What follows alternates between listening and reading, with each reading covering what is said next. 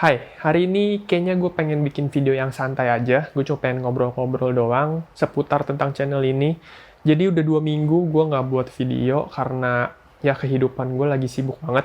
Karena udah mulai kerja di kantor juga, jadinya harus bolak-balik dari rumah ke kantor dan itu menurut gue buang waktu sekarang. Karena udah kebiasaan WFO ya di rumah, jadinya bangun tinggal langsung duduk aja di meja kerja gitu. Selesai juga ya udah gue bisa bebas ngapain. Tapi kemarin-kemarin gue ke kantor jadinya pagi jam 8 gue harus jalan ke kantor, terus jam setengah 6 gue pulang sampai rumah kira-kira jam setengah 7.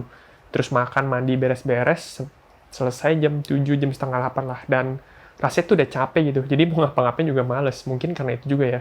Jadi gue kemarin tuh lagi nggak sempet bikin video. Tapi hari ini gue pengen ngobrol-ngobrol aja buat video santai ngomongin tentang seputar channel gue. Jadi selama ini gue udah buat kayaknya 30 atau 40 video ya tentang investasi yang gue pakai dan produk-produk itu gue review yang menurut gue tuh oke gitu. Ada juga sih yang gue nggak review karena ya gue udah nggak pernah pakai lagi kan. Terus ya ada reksadana, ada peer-to-peer lending, ada deposito, ada obligasi pemerintah, ada saham, ada crowdfunding, dan lainnya. Yang sebenarnya tujuan gue kan buat sharing aja nih. Gue pengen kasih tahu ke teman-teman semua kalau misalkan ada loh produk finansial tuh berbagai macam gitu. Mungkin ada yang belum tahu P2P dengan gue buatin video kemarin, jadi ada yang tahu gitu dan lumayan banyak yang pakai. Kayak akseleran sama investasi itu lumayan banyak yang pakai. Gue tahu karena gue dapet dari bonus referral ya. Terus ada juga yang baru tahu tentang crowdfunding dan sebagainya. Jadi menurut gue ya kita sama-sama belajar lah di video ini. Cuma masih banyak yang kayak komen tuh, kalau misalkan gue lagi review reksadana, pada bilang, bang mendingan saham. Kalau misalkan gue lagi bahas saham, bang mendingan deposito. Kalau misalkan gue bahas P2P, bang mendingan reksadana. Padahal ya investasi kan nggak cuma satu, produknya tuh ada banyak. Dan mungkin nggak semua orang juga cocok dengan setiap produk yang ada. Kayak misalkan, kalau misalkan gue butuhnya cash flow gitu ya, gue nggak mungkin pakai saham karena waktunya lebih lama dan liquidnya naik turunnya kan lebih cepat. Yang pasti gue lebih cocok masuk ke P2P atau masuk ke obligasi. Ada juga yang butuhnya ya capital gain aja, ya dia cocok ke saham, cocok ke reksadana. Ada juga yang ya sekedar iseng aja gitu, yang aman-aman, yang penting naik gitu duitnya. Ya dia deposito aja, atau reksadana pasar uang, kayak gitu. Padahal ya investasi kan bukan cuma tentang reksadana, bukan cuma tentang saham, bukan cuma tentang P2P, dan masih banyak gitu yang lainnya. Dan di channel ini gue pengen sharing aja gimana pengalaman gue pakai investasi yang lain. Dan gue juga banyak belajar dari teman-teman gitu. Ada juga yang komentar kan di bawah, bang mendingan cobain baca ini deh. Kemarin itu tentang si Sukor Stable Fund. Dan gue baru tahu, dan ternyata itu lumayan oke, dan akhirnya gue pakai gitu kan. Terus ada juga yang kolom komentar ada yang ngomong tentang, bang cobain crowdfunding, dan gue baru pertama kali tahu tentang equity crowdfunding itu apa, gue baru cari tahu, gue baru pelajarin, dan akhirnya gue cobain di LendX. Jadi menurut gue kalau misalkan mau investasi, sebenarnya kita harus belajar buat tahu profil resiko kita dulu. Kayak misalkan kita tuh lebih ke arah yang moderat kah, lebih konservatif kah, atau kita yang lebih agresif. Dan kita mesti tentuin dulu tujuan kita tuh mau berapa lama. Jadi nggak bisa sembarangan kita ngikutin orang, kata orang ini saham bagus kok, naiknya cepet gitu, per tahun naik 10%. Tapi ternyata tahun ini, kemarin sekitar turun hampir 20%, bahkan lebih gitu ya. Kalau misalkan dia butuhnya cuma setahun dan dia masuk ke saham, udah pasti boncos banget kan. Jadi menurut gue kalau misalkan mau investasi itu, kita nggak boleh langsung ngikutin kata orang, atau langsung copy paste punya orang gitu ya. Apalagi profil resikonya berbeda dan tujuannya pun juga berbeda. Dan masih banyak gitu loh yang masih nggak tahu tentang profil resiko masing-masing. Yang sebenarnya ini menurut gue penting gitu, sebelum investasi harus tahu dulu kita tuh orangnya tuh lebih ke konservatif kah, lebih ke moderat kah, atau lebih ke agresif. Terus tujuannya tuh buat jangka pendek, jangka menengah, jangka panjang. Setahun, 2 tahun, 3 tahun, 5 tahun, 10 tahun, atau buat dana pensiun. Dan itu mungkin masih banyak yang belum tahu gitu. Jadi kayak cuma asal masukin aja, kayak ya udah gue masukin obligasi, gue masukin reksadana, tapi nggak tahu nih tujuannya buat sampai kapan. Nanti kalau lagi minus malah ngoceh. Gue mau tarik kok malah minus. Jadi ya tentuin dulu profilnya tuh kayak apa. Contoh kalau misalkan profil resikonya tuh konservatif ya. Konservatif itu yang kayak takut gitu loh. Kayak setiap hari tuh diliatin mulu. Hari ini tuh naik berapa persen, besok naik berapa persen, kayak gitu. Jadi yang kayak takut gitu kalau misalkan lihat turun.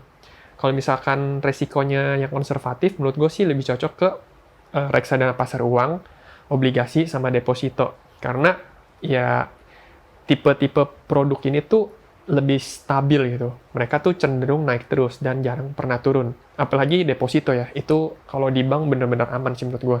Nggak mungkin berkurang lah. Terus kalau misalnya yang profil resiko moderat, itu bisa masuk ke reksadana pendapatan tetap atau obligasi, bisa masuk juga ke P2P atau crowdfunding. Tapi ini mesti dilihat juga ya, untuk yang menengah ini, moderat ini jangka waktu itu mau berapa lama. Kayak misalkan, kalau misalkan cuma setahun, 2 tahun, lebih masukin ke obligasi sama P2P aja. Tapi kalau misalkan bisa lebih panjang, kayak misalkan 5 tahun, 10 tahun, atau buat dana pensiun, bisa cobain ke crowdfunding. Atau coba sedikit saham-saham yang blue chip. Tapi itu butuh analisa juga sih. Cuma kalau misalkan mau belajar, boleh ke saham. Cuma kalau nggak mau, boleh pakai equity crowdfunding sama peer-to-peer lending. Menurut gue sih gitu. Terus buat yang agresif, ini nih high risk, high return. Jadi udah pasti masuk ke reksadana saham sama saham individu. Jadi terserah sih mau pilih yang mana. Kalau misalkan belum pernah coba beli saham, kalau gue sih gue lebih memilih untuk ke reksadana saham. Karena gue belum belajar untuk sedalam itu buat analisa, buat pilihnya saham yang bagus yang mana, beli di harga berapa, jual di harga berapa, itu kan butuh belajar ya. Analisa fundamental, teknikal, dan segala macamnya.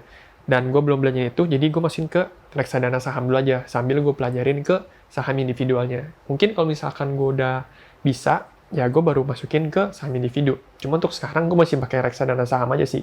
Supaya orang lain yang ngurusin, guanya cukup gue nyari duit, nanti tiap bulan gue investasi ke sana terus aja, kayak gitu. Menurut gue sih gitu ya. Jadi investasi itu bukan cuma tentang saham atau reksadana. Jadi ada banyak gitu produknya, dan itu harus disesuaikan sama profil resiko dan jangka waktu yang kalian butuhin. Jadi tujuannya berapa lama, profil resikonya gimana, itu menentukan kalian tuh cocoknya masuk ke investasi yang kayak gimana. Jadi ya gitu, jangan ada lagi lah yang bilang mending ini, mending itu, mending ini, mending itu. Jadi coba untuk analisa sendiri dulu aja, kalian tuh butuhnya kayak apa. Jadi nggak terpaku sama satu jenis investasi. Atau ya udah, kalau misalkan kalian bingung, udah yang paling aman tuh deposito dulu.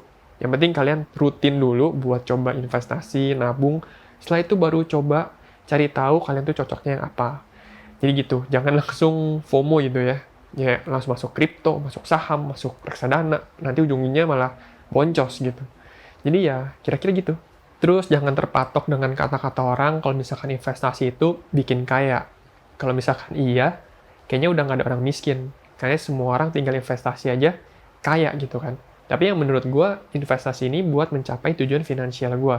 Contoh kayak misalkan gue 5 tahun lagi nih, gue pengen beli pengen beli motor, harganya 60 juta. Dibandingkan gue nabung setiap bulan 1 juta sampai tahun kelima itu dapatnya 60 juta, mendingan gue sambil investasi. Jadi gue tiap bulan tuh bisa cuma taruh 900 ribu dengan return yang 10% per tahun, itu di tahun kelima hasilnya sama, dapatnya 60 juta juga. Tapi dengan jumlah yang gue keluarin tuh lebih sedikit daripada biasanya. Jadi kayak gitu. Dan 100 ribu per bulan itu bisa gue pakai buat yang lain.